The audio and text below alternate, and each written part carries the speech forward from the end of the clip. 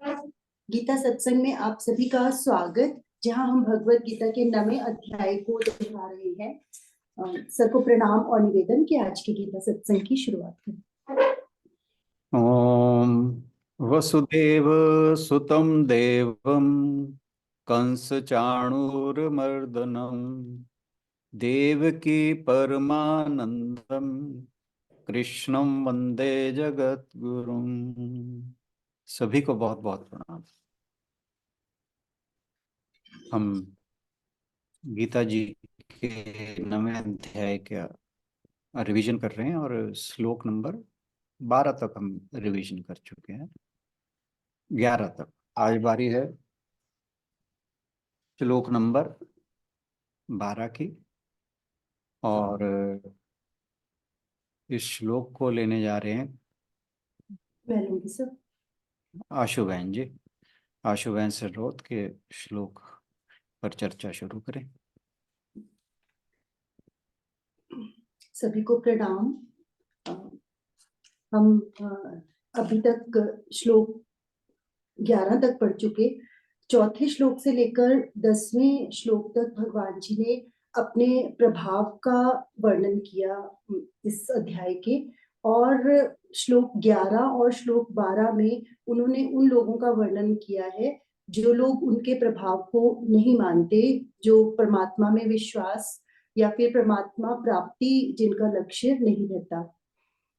इस श्लोक में कहा गया, मोघाशा मोघ कर्माणो मोघ ज्ञाना विचेतसः राक्षसीम आसुरीम चैव प्रकृतिम मोहिनीम श्रिताः। अर्थात जिनकी सब आशाएं, कर्म और ज्ञान मोघ अर्थात व्यर्थ होते हैं, अर्थात सत्फल देने वाले नहीं होते, ऐसे विचेतसः, विचेतसः शब्द अर्थात मूढ़, ऐसे मूढ़ लोग आसुरी, राक्षसी और मोहिनी प्रकृति का आश्रय लेते हैं। 3 तरह की बातें कही गई इसमें। पहले बताया गया कि मोघाशाह अर्थात ऐसे लोगों की सभी कामनाएं या सभी इच्छाएं व्यर्थ होती हैं। व्यर्थ इसलिए कहा गया क्योंकि वो जो भी कामना या जो भी आशा करते हैं वो कभी ना कभी समाप्त हो जाने वाली होती है। भले ही उनकी इच्छाएं पूरी भी हो जाए, लेकिन कभी ना कभी ऐसा समय आएगा जबकि उनका फल समाप्त हो जाएगा, या ऐसी इच्छाओं को व्यर्थ की आशाएं कहा गया। और जब वो आशाएं समाप्त हो जाएंगी तो उनकी समाप्ति पर फिर से उन्हें निराशा का ही सामना करना पड़ेगा। मीन्स ऐसी कामनाएं ऐसी नहीं है जो उन्हें परम सुख की प्राप्ति करवा सके, अर्थात उनकी सभी कामनाएं और सभी इच्छाएं व्यर्थ होती हैं। मोघ कर्माणः कहा गया कि ऐसे लोग कर्म तो करते हैं, जो जो भी शास्त्रों में कर्म कहे गए हैं, अर्थात यज्ञ करना या दान करना, सभी कर्म करते हैं, लेकिन उन सभी कर्मों के पीछे भी उनकी कोई ना कोई कामना या इच्छा छुपी रहती है। परमात्मा प्राप्ति उसका उद्देश्य नहीं होता। इसीलिए कहा गया कि जो भी कार्य, चाहे वो शास्त्र विहित है, लेकिन यदि वो किसी अनुकूल परिस्थिति को प्राप्त करने के लिए, अपने सुख के लिए किए गए हैं, तो वो भी कर्म जो है वो हमारे सत्फल देने वाले नहीं हैं। और सत्फल देने वाले कर्म तो केवल वही कहे जाएंगे जो कि भगवान के लिए या फिर उनकी खुशी के लिए, परमात्मा प्राप्ति के लिए किए जाते हैं। ऐसे कर्मों को ही सार्थक कहा जाना चाहिए, अन्यथा सभी हमारे कर्म व्यर्थ हैं। अर्थात इससे हमने सीखा कि जो भी काम हम करते हैं वो हमें परमात्मा के निमित्त करने चाहिए और परमात्मा को अर्पण करके ही करने चाहिए। फिर कहा गया मोघ ज्ञाना, ज्ञान तो बहुत लोग अर्जित करते हैं, लेकिन ज्ञान होना ऐसा चाहिए जो हमें अज्ञान से छुड़ाए, या फिर जो हमें जितना भी हम सांसारिक ज्ञान कुछ भी अर्जित कर ले, कितनी भी पढ़ाई कर ले, या जितने भी हम धार्मिक ग्रंथ पढ़ ले, लेकिन यदि हम उनको अपने जीवन में ही उतार नहीं पाए तो बिल्कुल वो व्यर्थ ज्ञान है। केवल वो हमें अहंकार की ओर ले जाने वाला, अहंकारी बनाने वाला ऐसा ज्ञान कहलाएगा, जिसका कि लाभ ना तो हमें खुद मिलेगा और ना ही किसी दूसरों को उसका लाभ मिलने वाला है। तो जैसे रावण का एग्जाम्पल ले सकते हैं कि वो इतना ज्ञानी था, लेकिन फिर भी उसका अहंकार, उसका क्रोध उसके विनाश का कारण बना, तो उसके ज्ञान का भी कोई लाभ नहीं हुआ। अर्थात जो भी हमें ज्ञान हम प्राप्त करते हैं वो ऊर्ध्वगामी, अर्थात हमें ऊपर की ओर ले जाने वाला हो, और उस ज्ञान से हम ऐसे कर्म करें जो कि परमात्मा की प्रसन्नता के लिए किए जाएं। और ये जो तीनों तरह की बातें कही गई, और ऐसे लोग जो ऐसी व्यर्थ की इच्छाएं करते हैं, कामनाएं करते हैं, या इस तरह का ज्ञान अर्जित करते हैं, कहा गया कि वो सभी विचेत सह, अर्थात वो अविवेकी हैं। उन्हें कुछ समझ नहीं है अच्छे बुरे की, या क्या लाभ होगा क्या हानि होगा जो वो काम करने जा रहे हैं। केवल अपने को प्रसन्न करने के लिए, अपने अपने को अपने जीवन को एक झूठी खुशी के लिए ही वो हमेशा प्रयासरत रहते हैं। और ऐसे लोग जो हैं उन्हें कहा गया कि उनका मूड लोग जो है वो तीन तरह के इसमें आगे बताए गए, कि एक तो राक्षसी स्वभाव वाले, आसुरी स्वभाव वाले, और मोहिनी स्वभाव वाले। आसुरी ऐसे लोगों को बोला गया जिनका उद्देश्य केवल और केवल अपनी इच्छाओं को पूरा करना है। उन्हें उसके लिए चाहे उन्हें दूसरों को कितना भी कष्ट देना पड़े, नुकसान दूसरों का हो जाए, इसकी उन्हें कभी भी कोई परवाह नहीं रहती। उन्हें सिर्फ उनका उद्देश्य यही रहता है कि हम अपने अपने आप को प्रसन्न कर ले, अपना अपना लाभ हमेशा वो सोचते हैं। और राक्षसी स्वभाव वाले वो कहे गए कि जो जब उनकी कामनाएं पूरी नहीं होती, जो उन्हें गुस्सा आता है, वो गुस्से को ही राक्षसी स्वभाव के लोग जो हैं वो गुस्से में ही हमेशा रहते हैं, और हमेशा अपना भी नुकसान करते हैं और दूसरों का भी नुकसान करते हैं। और तीसरी तरह के लोग वो कहे गए जो मोहिनी मोह मोह में ग्रस्त है। मीन्स उनको पता ही नहीं होता कि क्या किस लिए वो कोई काम कर रहे हैं, क्या ना तो उनका कोई उसमें अपना स्वार्थ होता है और ना ही उससे दूसरों का कोई फायदा होता है। केवल अपने स्वभाव के वश होकर ही वो कुछ भी किसी को हमेशा तंग करते रहते हैं। जैसे आते जब हम कई बार देखते हैं कि बच्चे या कोई भी आते जाते कुत्ते को किसी को पत्थर मार दिया, या उसकी पूंछ सिर्फ अपने फन के लिए कहते हैं, या अपनी खुशी के लिए, मतलब ऐसे ही किसी को भी तंग करते रहते हैं ऐसे लोग। उन्हें कहा गया कि वो मोहिनी स्वभाव वाले हैं। और ये तीनों ही स्वभाव जो है इनसे हमें बचना चाहिए। और गीता के जब हमने दूसरे अध्याय के 62वें श्लोक में पढ़ा था, तो वहां पे भी हमने पढ़ा था कि कामात क्रोधो विजायते, अर्थात सबसे जो कामनाएं जब प्रधान होती हैं हमारे जीवन में, तो हमें उनकी पूर्ति ना होने पर गुस्सा आता है। और जब गुस्सा आता है तो ही हम मोह का भी रोल उसमें फिर बताया गया था, कि मतलब बेसिकली ये कहा गया था कि आसुरी स्वभाव जो है, कामनाएं जो है, वो इन सभी प्रकार की जो जितने भी ये दुर्गुण है, इनका मूल है। तो इस श्लोक से हमने यही सीखा है कि हमें बेकार की इच्छाओं से, बेकार के कामों से और ज्ञान से बचना चाहिए, और हमारी सभी इच्छाएं, सभी कर्म और हमारा ज्ञान हमें परमात्मा प्राप्ति की ओर ले जाए, ऐसा ही हमारा प्रयास रहना चाहिए। Thank you everyone. बहुत बढ़िया। Okay. मोग आशा मोग कर्मण मोग ज्ञान, ये तीनों शब्द ऐसे हैं जो हर संसारी के लिए उपयुक्त हैं।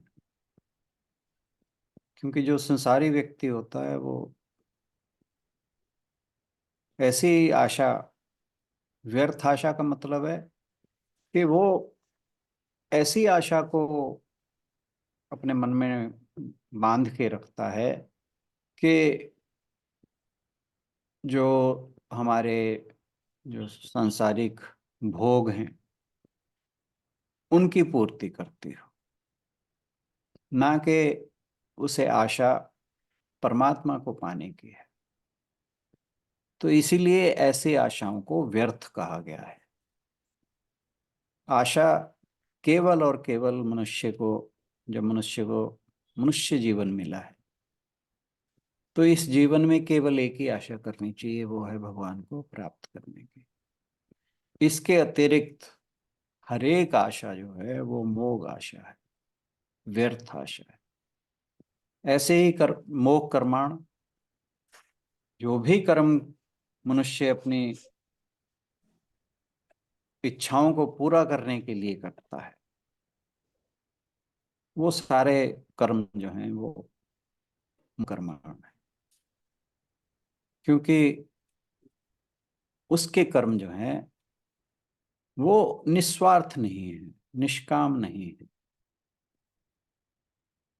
उसका फल में आसक्ति है। कर्म के फल में जब आसक्ति रहेगी तो वो हमेशा उसके लिए नए नए संस्कार पैदा करती रहेगी, जिसके कारण जो भगवान जी ने 2 श्लोक पहले कहा था कि उनका आना जाना इस संसार में लगा रहे।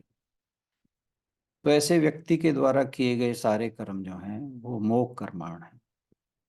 और मोह ज्ञान कि जैसे हमने कहा, किसी ने कहा कि मैंने डॉक्टरी की पढ़ाई की है, किसी ने कहा मैंने इंजीनियरिंग की पढ़ाई की है, कोई कहे मैंने एमबीए किया है, कोई कहे मैंने पीएचडी की है। कहने को तो ये ज्ञान है, लेकिन ये ज्ञान किस काम का है? ये ज्ञान हमें सांसारिक कुछ सुख सुविधाएं देने के लिए पर्याप्त मात्र है। इस ज्ञान को अर्जन करने में कोई बुराई नहीं है, लेकिन बुराई ये है कि बुराई तब है जब जो ज्ञान है वो उस ईश्वर का मनुष्य इस जन्म में रहते हुए, इस शरीर में रहते हुए भगवान को प्राप्त करने का ज्ञान जो है उसमें अगर उसकी मतलब अप्लाई ना कर सके उस ज्ञान को भगवान की प्राप्ति में, तो वो ज्ञान जो है वो व्यर्थ ज्ञान है, मोह ज्ञान है। तो ये एक मनुष्य के ऊपर बहुत बड़ी बात कही है भगवान ने कि ये लोग जो हैं ये हमेशा इस आवागमन के चक्कर से कभी छूट नहीं पाएंगे, क्योंकि इनकी आशाएं, इनका कर्म, इनके ज्ञान, ये सब के सब व्यर्थ हैं। और व्यर्थ का मतलब है कि ये उस ईश्वर को पाने में सहायक नहीं है, इसीलिए इनको व्यर्थ कहा गया है। आगे चलते हैं श्लोक नंबर 13 पर। श्लोक नंबर 13 की बारी कुसुमांडा जी। कुसुमांडा जी। प्रणाम सर। प्रणाम जी, प्रणाम। इस श्लोक में सर मैं पहले पढ़ती हूँ। हाँ प्लीज। मुझे आता नहीं है, मैं कोशिश करती हूँ मैं जैसे आपको अच्छा लगे, कोई कैसे। कोई कंपटीशन थोड़ी है। हाँ जी, हाँ जी। महात्मानस्तु मां पार्थ देवीं प्रकृतमाश्रितः भजन्ते नन्य मनसो ज्ञात्वा भूतादिं वयम्। तो इस श्लोक में भ्रमित स्वभाव वाले व्यक्तियों की तुलना दैवीय प्रकृति वाले लोगों से की गई है। तो जैसे अभी आशु जी ने जो बताया कि 3 तरह की प्रवृत्तियों में आसुरी, राक्षसी और मोहिनी प्रवृत्तियों वाले लोग होते हैं, वो आवागमन में रहते हैं क्योंकि उनको निश्चित नहीं होता कि मैंने भगवान की प्राप्ति करनी है। वो संसारिक विषयों में उलझे रहते हैं। सर मैं स्पीड कम रखूंगी। प्लीज। तेज हो गई थी मैं। हाँ जी। तो जो पहला शब्द महात्मान है उसके बारे में श्री कृष्ण जी अर्जुन को बताते हैं कि महात्मा के लक्षणों के बारे में बताते हैं। जो व्यक्ति श्री कृष्ण को महान समझते हैं वह महान बन जाता है। सर मैंने थोड़ा लिखा हुआ है, वो पढ़ूंगी। हाँ हाँ हाँ, कोई नहीं, जैसे आपको ठीक लगे। जो व्यक्ति श्री कृष्ण को महान समझता है तो वो महान बन जाता है, और जो भगवान को तुच्छ समझता है वो तुच्छ बन जाता है। जो व्यक्ति भगवान की शरणागत होता है उसे महात्मा पद प्राप्त होता है। तो मतलब कि जो व्यक्ति हमेशा भगवान में ही भगवान जी की शरण में ही रहता है, भगवान की ही भक्ति करता है, तो वो किसी और वस्तु में, किसी दुनिया के किसी भी चीज में ईश्वर को ही देखता है, तो वो महात्मा है। जैसे कि जो मनुष्य भगवान जी से भी विमुख होकर संसारिक भोगों और उनके संग्रह में लगे रहते हैं, वे अल्प आत्मा है। परंतु जिन्होंने भगवान का आश्रय लिया है और जिन्होंने केवल परमात्मा के साथ अपना संबंध जोड़ लिया है, वह महात्मा है। ऐसे महात्मा बहुत कम होते हैं। बहुत जन्मों के बाद कोई ज्ञानी व्यक्ति होगा जो भगवान की सत्ता को पूरी तरह समझता है और पूरी तरह आश्रित होता है, और वो ही महात्मा बन जाता है, उसी को ही महात्मा कहते हैं। तो श्री कृष्ण जी ने महात्मा के लक्षण में ये भी कहा कि वो दैवीय प्रकृति में स्थित रहते हैं। तो दैवीय प्रकृति जो है वो दैवीय प्रकृति में स्थित रहते हैं और भौतिक प्रकृति के अधीन नहीं होते। जो भी व्यक्ति भगवान की शरण में शरण ग्रहण करता है वह तुरंत ही भौतिक प्रकृति से भौतिक प्रकृति के वश से मुक्त हो जाता है। और दैवीय प्रकृति तो हमारा स्वभाव है, कहीं से हमें प्राप्त नहीं करना होता है। ये सर आपने ही बताया था। जब आसुरी, राक्षसी और मोहिनी प्रकृति छूट जाती है तो दैवी प्रकृति आ जाती है। सो दैवीय प्रकृति को प्राप्त करने के लिए सिर्फ हमें करना क्या है कि जो आसुरी, राक्षसी और मोहिनी प्रकृति है उनको छोड़ना है। अगर हम उनको छोड़ देंगे तो हमारे में दैवीय प्रकृति अपने आप ही आ जाएगी, क्योंकि वो हमारा स्वभाव है। तो कोई व्यक्ति एक ही समय आसुरी और दैवीय प्रकृति का आश्रय ले सकता है। जैसे सर आपने एग्जांपल दी थी कि अगर हमें गुस्सा आता है तो कोई हमें तंग करता है या गाली देता है या कोई हमारा नुकसान करता है तो हमें उस पर गुस्सा आ जाता है।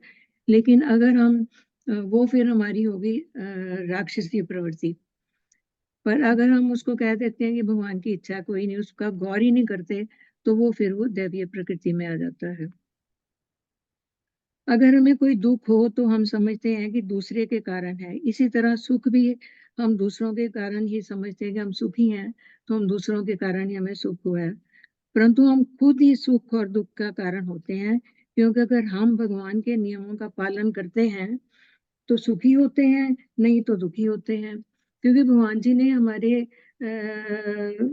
हमारे जीवन के लिए, हमारी सभी प्राणियों के लिए कुछ नियम तय किए हैं, और हम अगर उन नियमों के अनुसार चलते हैं, कर्म करते हैं, कर्म तो हमें करने ही पड़ते हैं, और अगर नियमों के अनुसार करते हैं कर्म तो हम सुखी होते हैं।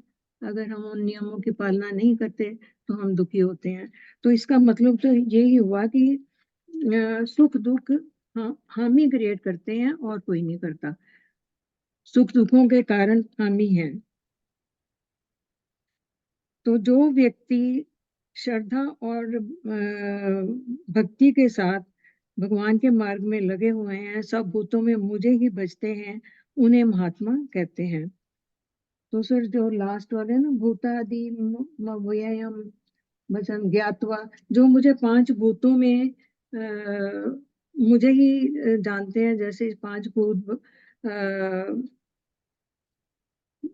भूमि, गगन, वायु, अग्नि और जल, इन पांच भूतों में जो मुझे ही समझते हैं, मुझे ही सब जानते हैं, वो और सब प्राणियों में भी मुझे ही जानते हैं, उनके लिए मैं सुलभ हो जाता हूँ और वो ही महात्मा कहलाते हैं। सर मैं भूल जाती हूँ। कोई बात नहीं। अनन्य मन वाले का अर्थ आपने बताया था कि उनके मन में अन्य का आश्रय नहीं होता। जी है, यस यस। मतलब अनन्य भाव से करना, मतलब किसी और का आश्रय नहीं होता, उनके मन में सिर्फ सिर्फ भगवान जी का आश्रय होता है। और किसी का भी आकर्षण नहीं होता, और वे केवल भगवान को ही भगवान में ही अपनापन देखते हैं, किसी और में नहीं देखते। सो देवीय गुणों का विकास करता रहता है, जो वो महात्मा कहलाता है। जो अनन्य भाव से मेरा भजन करता है, उसके लिए मैं सुलभ हूँ।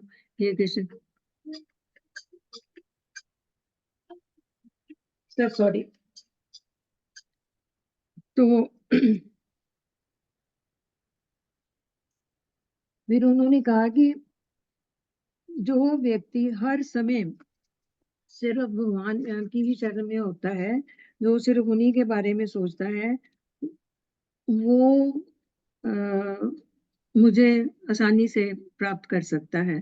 तो इसमें महात्मा का ये कहा कि वो दुनिया की किसी भी चीज में कुछ भी काम भी करते हैं, तब भी वो भगवान की शरण में होते हैं।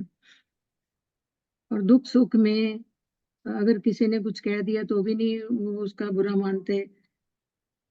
मतलब वो भगवान में ही लगे रहते हैं, या भगवान की पूजा करते रहते हैं। सर, और क्या था?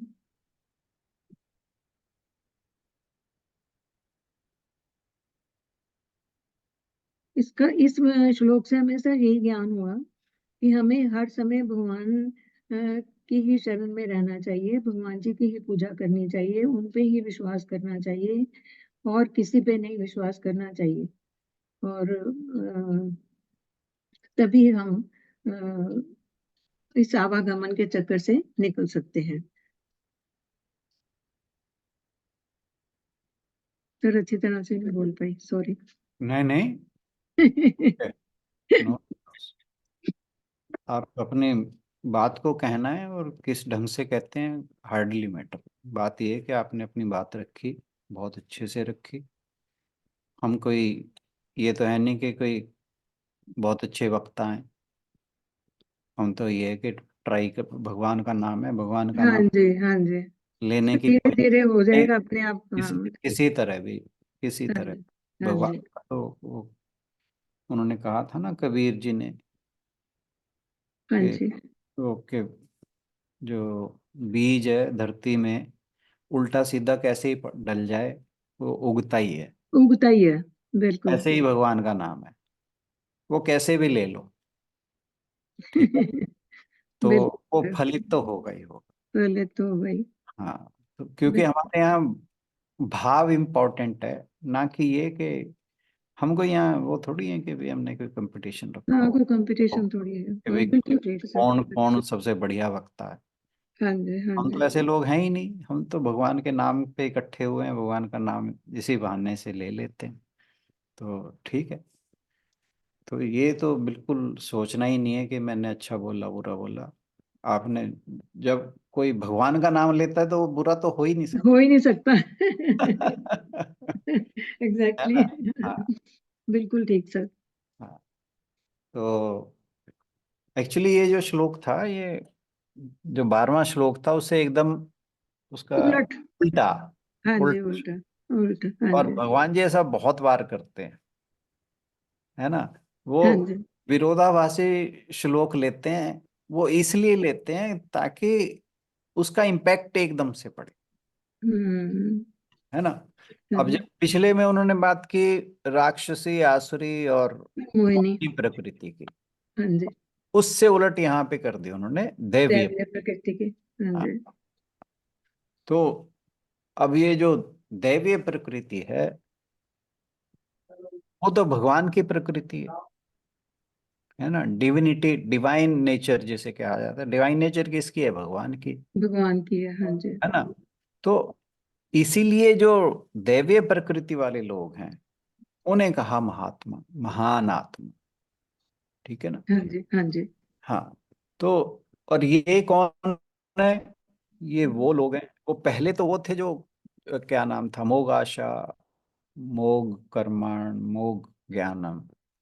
अब ये कौन लोग हैं, ये तो भगवान का आश्रय लेने वाले हैं, अनन्य भाव से भगवान का आश्रय लेते हैं। वो संसार का आश्रय नहीं लेते, वो संसार का आश्रय ले रहे थे, इसलिए उनके सारे कर्म भी वृथा थे, उनके आशाएं भी वृथा थी और उनका ज्ञान भी वृथा था। और ये जो लोग हैं, ये तो कहते हैं कि भाई सब कुछ परमात्मा है, हर प्राणी के पीछे ये जो भूत आदि की बात की है, और कहा कि मेरे स्वरूप को अव्यय समझकर, अव्यय क्या हुआ, जिसका नाश नहीं होता, तो ऐसे स्वरूप को समझकर ये लोग जो महात्मा लोग हैं, ये मेरा भजन करते हैं। भजन करते हैं। चलिए, थैंक यू। अब नेक्स्ट कौन ले रहा है जी? सविता जी। सर मैं ले रही हूँ। जी जी, प्लीज प्लीज। सततं कीर्तयन्तो मां यतन्तश्च दृढवतः नमस् नमस्यन्तश्च मां भक्त्या नित्ययुक्ता उपासते। इसमें भगवान जी कहते हैं कि जो लोग लगातार सततम लगातार कीर्तन करते रह मेरे नाम का कीर्तन करते रहते हैं और उसमें दृढ़ रहते हैं, लगातार करते रहते हैं। कीर्तन करने का मतलब ये नहीं है कि ढोल बजा के मंजीरे बजा के सारा दिन, तो वो कर ही नहीं सकता आदमी, पॉसिबल ही नहीं है। थोड़ी देर ऐसे करेंगे तो थक जाएंगे, लेकिन संसार का कार्य करते हुए और अपना मन वृत्ति भगवान की ओर लगी रहे और अंदर हमेशा भगवान से जुड़े रहे, इसको कहते हैं कि सततम लगातार भगवान की तरफ ध्यान रहना चाहिए और प्रभु को याद करते रहना चाहिए।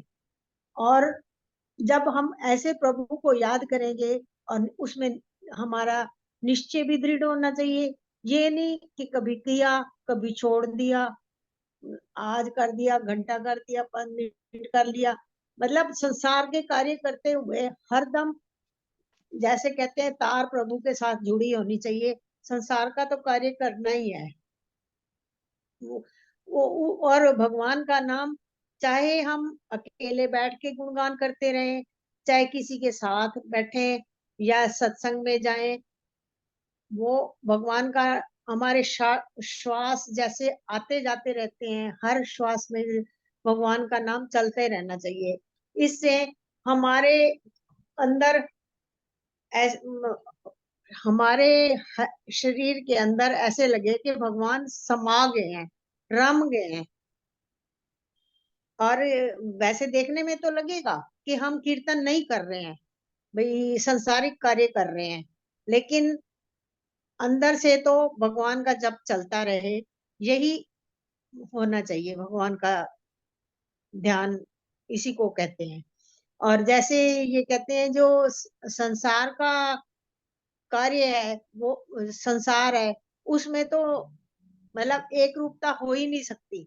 जैसे कोई कहते हैं आईएएस का जिसने पेपर दिया है, जब वो खत्म हो जाएगा तो आगे बदलाव आएगा, आगे जाने के लिए करेगा, लेकिन जो नित्य युक्ता भगवान का नाम है, वो तो एक ही रहता है, कभी बदलता नहीं है।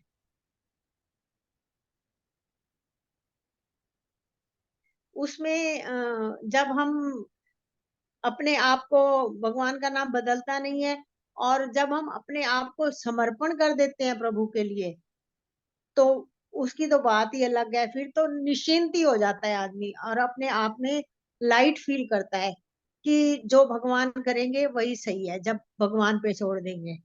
दूसरी लाइन में है कि नमस्तश्चम माम भक्त्या, भाई वो मेरे को नमस्कार झुक के तो करते हैं, लेकिन सिर्फ दिखावे के लिए नहीं होना चाहिए, उसमें अहम का भाव खत्म करना चाहिए और अपने आप को प्रभु के प्रति समर्पण कर देना चाहिए।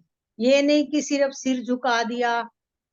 सिर झुकाने के साथ साथ हमारे में विनम्र भी होना चाहिए, अहंकार भी छूटना चाहिए और प्रभु को कहना चाहिए कि तू ही है प्रभु, सब कुछ तू ही है, मेरा जीवन आपको समर्पित है, तुम्हारे सिवा इस संसार में और कोई भी नहीं है। इस तरह ही हमें नित्य युक्ता उपासते भी हमेशा भगवान को याद करते रहना चाहिए। सर इससे आगे और तो मैं कुछ नहीं कह पाऊंगी, कोई बात, लाइन के हिसाब से मैंने कोई एक्सप्लेन बात, करा। कोई बात। Thank you. पिछले श्लोक में आपको ध्यान होगा कि भगवान जी ने कहा था कि ये जो महात्मा है ये समस्त भूतों का आदि कारण, कि मैं ही आदि कारण हूं और मैं अविनाशी हूं, ये समझकर मेरा भजन करते हैं।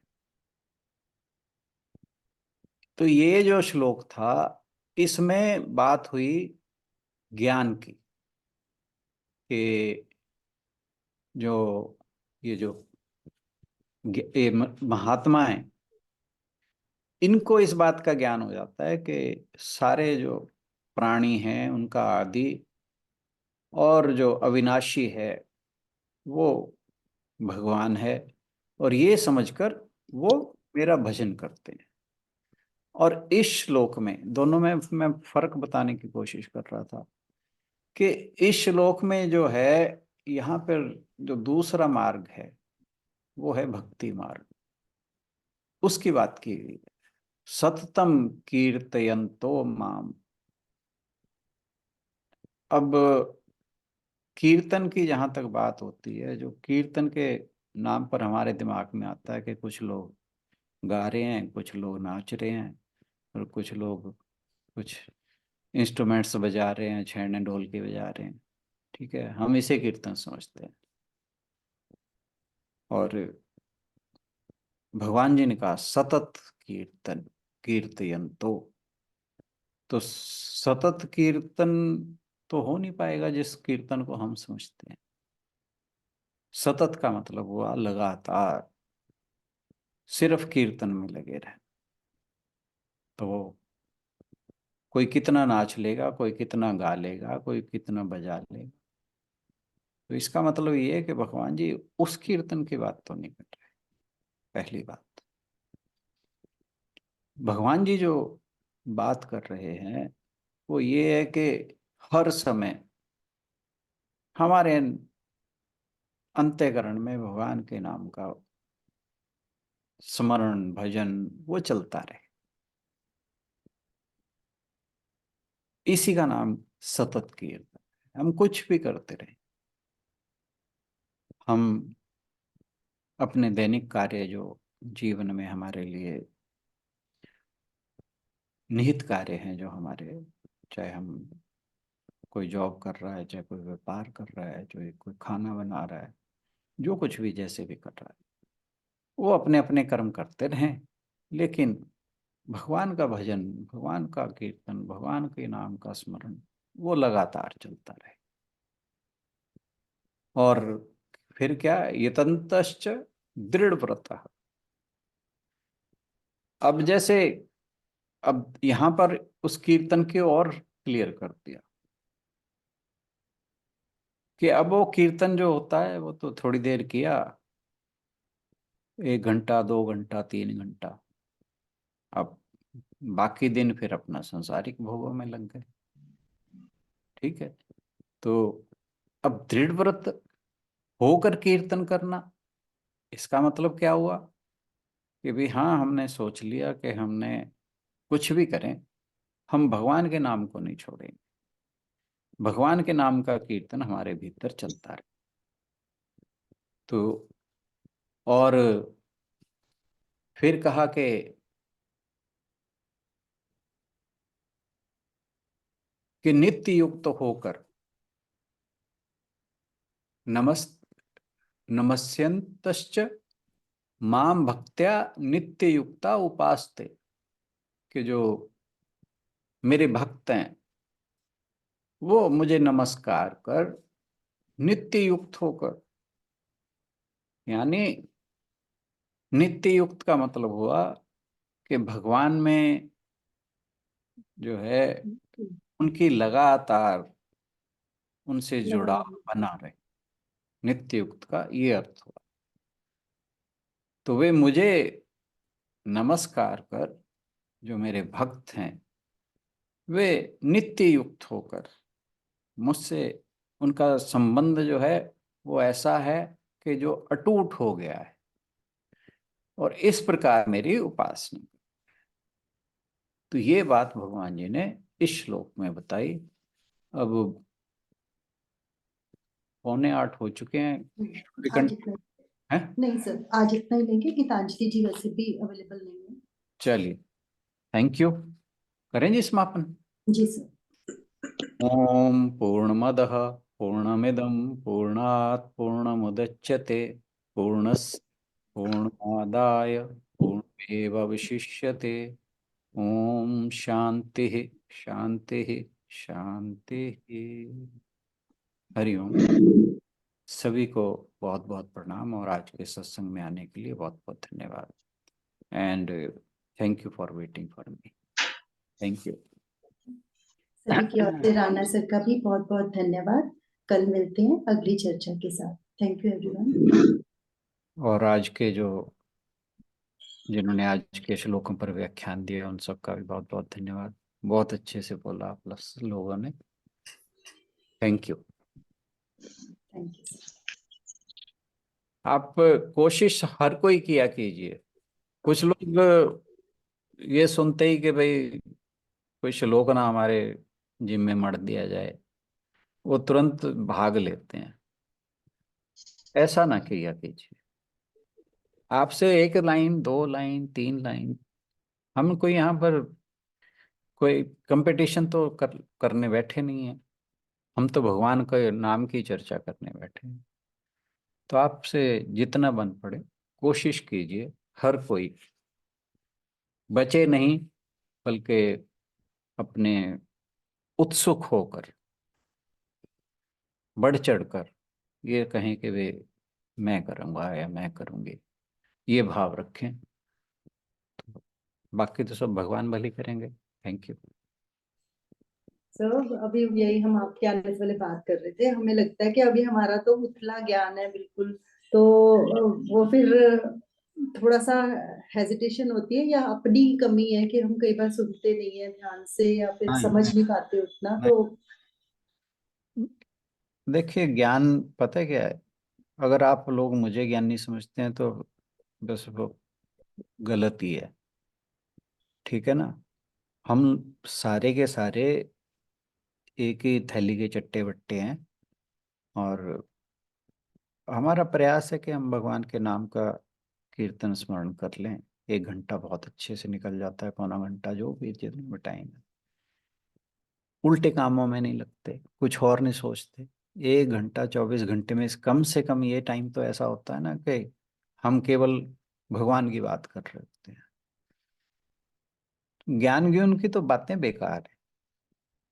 तो इसलिए ये तो सोचना ही नहीं कि फलां ज्ञानी है और फलां ज्ञानी नहीं है और मैं ज्ञानी पता नहीं हूँ कि नहीं हूँ। ये सब बकवास है। ये सोच के, अगर आप ये सोच के चलोगे ना, तो फिर तो बहुत मुश्किल है। मैं तो सबसे पहले ये सोच के चलता हूँ कि मुझे कुछ नहीं पता, और कोशिश करता हूँ कि भी कुछ ऐसी चीज़ें इकट्ठी कर लूँ जिससे आपसे शेयर करूँ, और उसको लेकर हम सब जो है भगवान का नाम ले लें। कुछ अच्छी बातें सीख जाएं, कुछ अच्छी बातें हम अपने जीवन में उतार लें। इससे ज़्यादा कुछ नहीं है। और यही सोच आप सब रखेंगे तो फिर कोई मुश्किल नहीं आएगी। सर जी हम ये बात सोच ले ठीक है हम ये सर। सोच हाँ, हम ये सोच लेते हैं कि पता नहीं मेरी बात अच्छी होगी कि नहीं सर हार्ट बीट फास्ट होती है और कुछ नहीं होता। है। हार्ट बीट फास्ट हो जाती मेरी तो भाई। नहीं, आप धीरे बोल लें, बिल्कुल नहीं पता फास्ट होगी। पता नहीं सर, आज तो मैं हरे कृष्णा भी करती रही फिर भी। नहीं नहीं नहीं, आप बिल्कुल आराम से बोल लें। और सबसे बड़ी बात, बढ़िया बात पता है क्या होती है? हाँ जी। ये सोच के बोलेंगे सारे पागल बैठे हैं और मैं ही समझदार हूं। सर फिर 3 बार तो आज आपका वो सारा सुना, 3 बार सुना आज मैंने, फिर लिखा, फिर तो भी घबरा गई।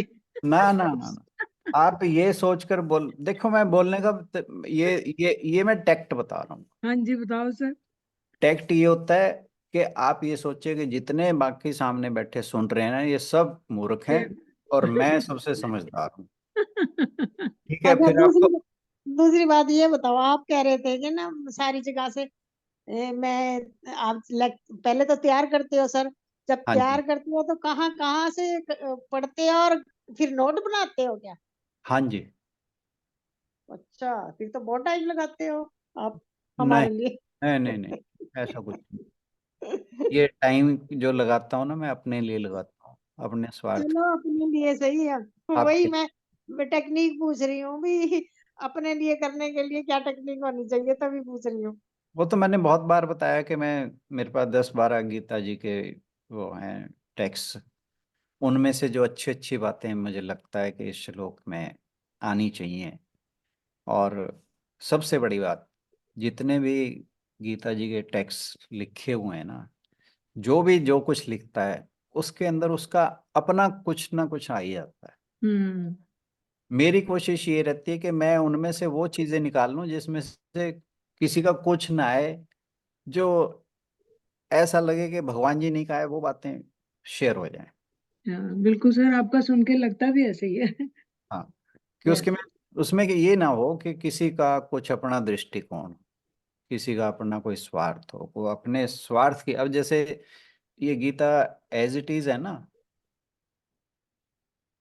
इनकी इस्कॉन वालों की, मुझे बिल्कुल पसंद नहीं। उसके अंदर बहुत कुछ ऐसा कहा गया है जो उनका अपना, उसके अंदर कुछ ना कुछ झलकता है। अब सबसे अच्छी चीज क्या है कि आपने अगर वाकई बहुत बढ़िया चीज देखनी है तो वो देखो कि शंकराचार्य जी ने क्या कहा है गीता के बारे में। इसमें इसमें मोबाइल में पता चल जाएगा? आपने क्यों कष्ट करना, मैं करता तो हूँ आप लोगों को। नहीं, बट फिर भी हमें एक बारी में अब है ना? थोड़ा थोड़ा आपकी वीडियो मुझे पता लग गई ना कैसे निकालनी है, तो सुनते हैं तो कुछ बोलने की हिम्मत होती है, अदरवाइज तो बोलने की हिम्मत ही नहीं होती थी। नहीं, नहीं। अब भी दिमाग में बैठता नहीं।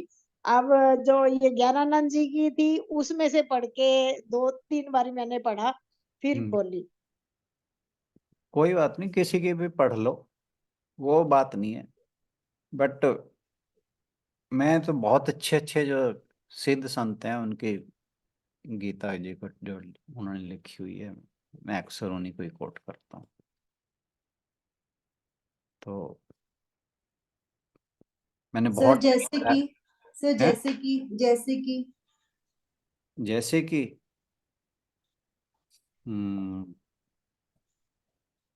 एक तो शंकराचार्य जी की बताई अब सर ने। शंकराचार्य जी को जो अच्छे अच्छे लोग हैं ना वो कोट करते हैं।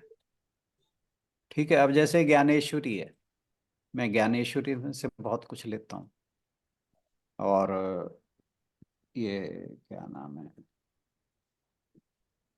एक गंभीरानंद जी हैं बेलूर मठ के, उन्होंने ये जो मधुसूदन सरस्वती जी थे ना, मधुसूदन सरस्वती जी ने जो गीता की भाष्य लिखा है वो संस्कृत में लिखा है। तो गंभीरानंद जी ने उसको इंग्लिश में ट्रांसलेट किया है। ऐसे ही इंग्लिश के 2-3 टेक्स्ट और हैं। एक तो स्वामी रंगानाथन जी ने लिखा हुआ है, एक एक और स्वामी जी हैं। मैं बहुत ज्यादा जो है, ये जो बेलूर मठ वाले हैं ना, इन लोग जो रामकृष्ण परमहंस वाले ग्रुप के हैं, जो विवेकानंद जी की लाइन के लाइनेज वाले हैं, मैं इन लोगों को बहुत ज्यादा फॉलो करता हूँ। और कई टेक्स्ट है मेरे पास, कई टेक्स्ट है। आशु, फिर तो तेजो राणा सर जी का ही ठीक है। हम ही इनके ते, वीडियो को ही स्वामी 2-3 बारी पढ़ लें। स्वामी तेजोमयानंद हैं इसके, चेन्नई मिशन के। उनको मैंने उनको एक स्वामी अनुभवानंद हैं, बहुत लोग हैं, बहुत लोगों की मैं देखता हूँ। और मैं कोशिश ये करता हूँ कि एक तो जो गूढ़ चीजें लिखी हैं मैं उसको अवॉइड करता हूँ। मैं वो चीजें उठाता हूँ जो हम सबकी समझ में आ जाए। और एक मैं ये देखता हूँ कि एग्जाम्पल्स किन किन ने लिए हुए हैं। एग्जाम्पल्स में बहुत लोगों के जहाँ भी मुझे मिलता है, क्योंकि उससे समझने में आसानी होती है। ऐसे ही स्वामी अखंडानंद है, उनका लिखा हुआ है। बहुत लोग हैं, बहुत लोग हैं ये, और ये सारे लोग वे लोग हैं जो सिद्ध पुरुष हुए हैं। तो इनके अपने अनुभव हैं। ये नहीं फलाना से उठाया, वहां से अब जब मेरा काम है ये, तो मैं वहां से उठाया, वहां से उठाया, वहां से उठाया, ठीक है ना। पर ये लोग वो हैं जिन्होंने इस चीज को रियलाइज करने के बाद, ये वो लोग हैं, ये सिद्ध पुरुष थे। इन्होंने भगवान को जाना, भगवान को रियलाइज किया, आत्म साक्षात्कार किया है। उसके बाद जो इनका अपना ज्ञान था उसके ऊपर बेस्ड लिखे हुए मधुसूदन सरस्वती जी हैं जैसे, तो वो तो बहुत ज्ञानी थे। शंकराचार्य जी तो आप जानते ही हैं। ये बहुत पहुंचे हुए, बहुत ऊंचे लोग। तो इस तरह के मैं लोगों को फॉलो करता हूँ और वहां से चीजें उठाता हूँ, कहूँगा। सर थैंक यू, हमारे लिए इतनी मेहनत करने के लिए बहुत बहुत शुक्रिया। Thank you. मेरा इसमें अपना कुछ नहीं, सर इसलिए उठाने के लिए भी तो हंस बुद्धि चाहिए ना। बाकी जो ये कहते हैं कि मैं बहुत ज्ञानी हूँ, वहां पे मैं फिर आपसे इसीलिए मैं कहा करता हूँ कि मुझे ज्ञानी इसलिए ना समझो, क्योंकि मेरा काम है कि मैं तो कहीं की ईंट कहीं का रोड़ा, भानुमति ने कुनबा जोड़ा। मेरा वो काम है। सर उसके लिए मैं कुनबा कोशिश, जोड़ने के लिए तो टेक्निकल मिलती है। हाँ वो मैं ये है कि थोड़ा सा इसमें चीज ध्यान रखता हूँ कि जो जो कुछ उठाया है वो एक सेंस बनाए, जिससे लोगों को समझ आए, हम सबको समझ आए। सबसे पहले तो मुझे ही समझना पड़ता है। और फिर ये कि जब हम इस तरह से चीजों को देखते हैं ना, और फिर बार बार आगे पढ़ते चलता है। अब आप ये देखो कि हमने दूसरे चैप्टर से स्टार्ट किया था, अब हम 9 चैप्टर कर चुके हैं।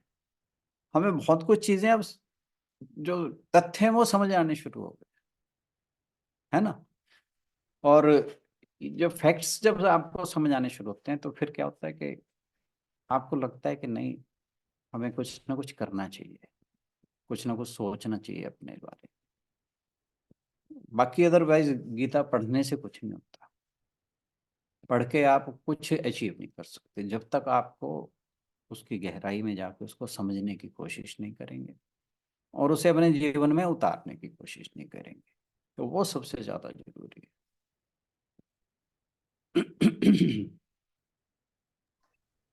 Thank you sir. Thank you. कल मिलते हैं। हाँ जी हाँ जी, कल करता हूँ जल्दी आने की, कल 5-7 मिनट 10 मिनट जैसा हो सकता है। तो मेरे हाथ की चीजें होती नहीं। कोई बात नहीं सर। चलिए जी, थैंक यू। Thank you.